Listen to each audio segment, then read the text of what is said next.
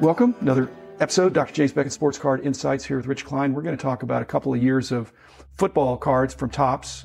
I had a really fun episode with Dan Hitt a while back where we looked at football in the early and mid 60s. And then all of a sudden, where's Philadelphia football? 68, not there.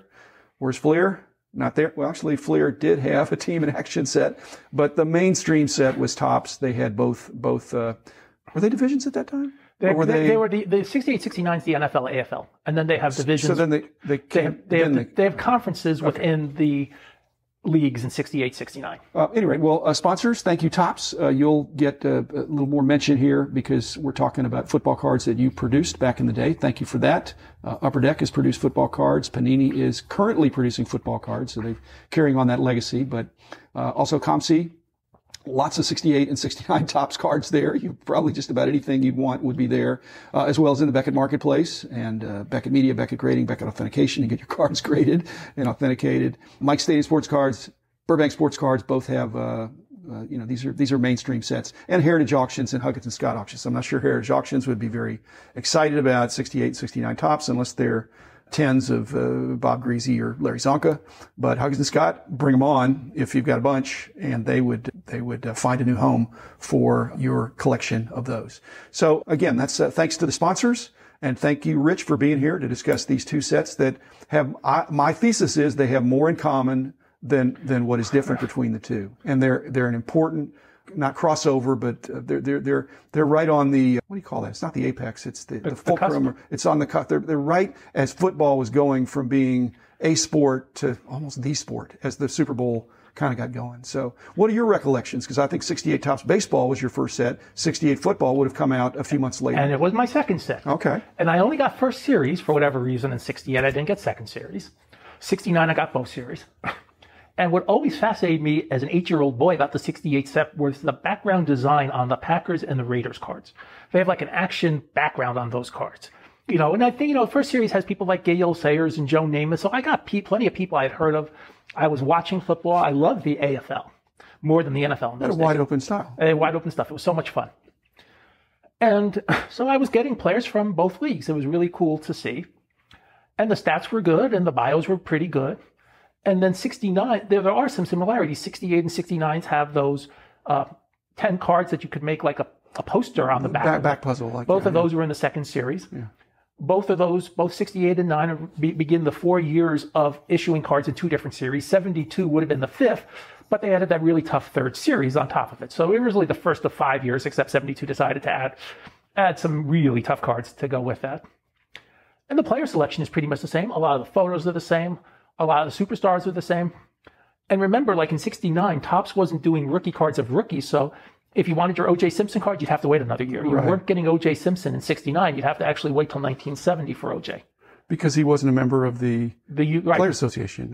Until he appeared. Right. Even though he was frankly, he was a sure thing. If anybody was a sure thing, O.J. was. Unfortunately, he's more well known now for other stuff. Did you like the back puzzles? Because I didn't. No, except now in retrospect, it's kind of cool to see the 10 cards, and you always wonder why they picked those 10 people to have a back puzzle. To me, that was always one of the most interesting things. Like, if it was an offensive player, I would have liked to have seen the stats, and there were a couple of those in each set. But if it's the lineman, I think 68, Ernie Wright has a photo, has one of those poster-type backs. Ernie Wright is Ernie Wright.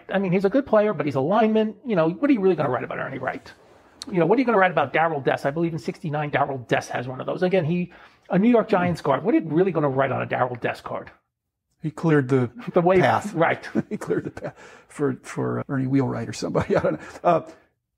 These two sets each kind of have the same complete set price in the Beckett database. Same price for first series commons. Same price for second series commons. So they have a similar break factor. So they're very, very similar. And yet I have a strong preference for one or the other.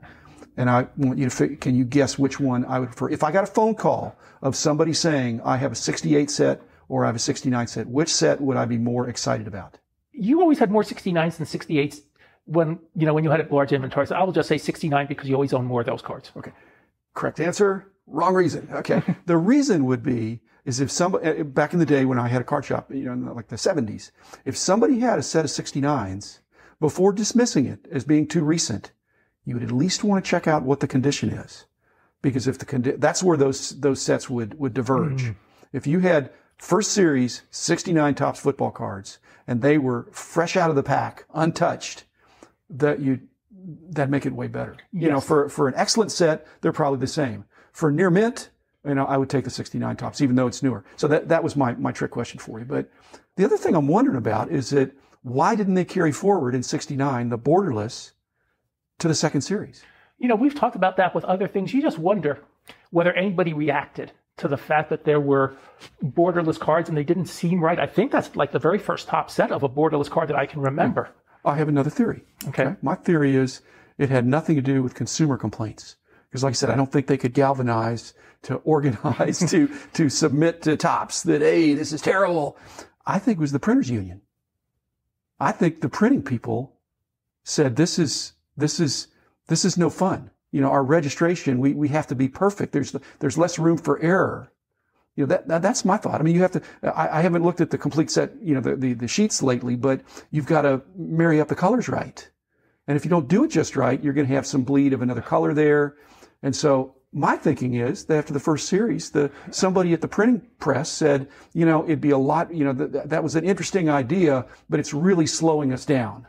So that's my thought as a business guy. That's something I never thought about, but that's probably, considering what you learned about printing and publishing from running the magazine for all those years, that's probably a very viable thought. Okay. Well, I did go to press checks, and when I went to these press checks back in the day for Beckett Publications in 84 and 85, and for a while it seemed like much ado about very little. On the other hand, if you're a printer and that's your stock and trade, you want to be proud that the colors are true, the registration is good, that it's coming across. And like I said, I think 69 Topps would have been a nightmare. Topps already had, without the competition, you know, they don't have to be as perfect. And so the centering, of course, the centering is a problem if you have borderless cards because there's no border to center. I guess you could see that it was off-centered by looking at the bottom of where the team names and player names and stuff are. You know, and what's interesting with 69, there's a Frank Buncombe card, and he passes away during the season. And our mutual friend Todd Tobias, who you did a couple episodes with, that was his white whale forever. Oh, because he's trying to get all the sets autographed. Right, and we used to argue back and forth. And I used to tell him, I got a Frank Buncombe, you know, I can remember as a 9-year-old boy getting Frank Buncombe cards before hearing about his passing. I'm telling you, it's possible. No way. He's got one now. It popped up somewhere and he's got it. So every card is possible autographed, including except for some that are impossible, but most of them that we're talking about are in 68. They have to be theoretically possible. Yes. And even if the guy was only alive for a month, it could have happened. And autograph seeking culture has evolved over the years, but it's always been there. And, you know, in 69, first series has the Brian Piccolo card, which has, like, his name spelled 3 different ways. They don't have it spelled correctly. Well, it's arguably the best card in the set. It probably is. He's first and only card. First and only card. They remade the movie a few years ago. I don't think anything's ever as good as the original with James Caan and Billy D. Williams, but then again, that's because I was an 11-year-old boy watching that movie. Right. But that was such a tear-jerking movie. But, you know, it was obvious that they were very good friends, you know, and the fact that there were books written about him and the impact he had on the sport at the time was very huge. And so, yes, that's one of these cases where it'll be the best card of the set probably forever. Was that James Caan? That was James Caan and Billy D. Williams. Okay. Is that the softest role that James Caan ever played? By far. He was such a tough guy, but in that movie, which was early in his career, it's a tearjerker. It's the year before The Godfather. It's the year before he gets gunned down at the toll booth. You know, there's a lot of overlap with the popular culture of sports cards, which are part of the popular culture. My sense is that 68 Topps are tougher to find than 69 Topps. They are. But 69 Topps above 8, let's say, are way tougher than 68. Correct on both things. And 68 second series is tougher than 69 second series by a mile. And I believe Greasy is in the second series, which is why the Greasy Rookie is probably the best card in 68. Of the 68s, yeah. Craig Morton.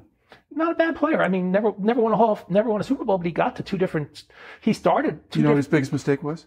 Not being as good as Roger Staubach. Well, and being traded when he lost that battle. Yeah. You know, I'm not saying that if Roger had stayed in the Navy, which he, you know, again, just an exemplary guy that did his Navy service and then, you know, did everything right and came in. And even though he was a 28-year-old rookie, but Craig Morton was just his crime was he wasn't as good as Roger. And then he He was a winning quarterback. So if he had stayed with the Cowboys, with a supporting cast, who knows? Now he went to Denver, and actually he got to the Super Bowl. He lost, but he got there. Yeah. He lost to the Cowboys. Yeah. But he's not a respected rookie card. No, and he was with the Giants in between, and he definitely was the best quarterback for the Giants between Fran Tarkenton and Phil Simms. Okay. Jim Hart.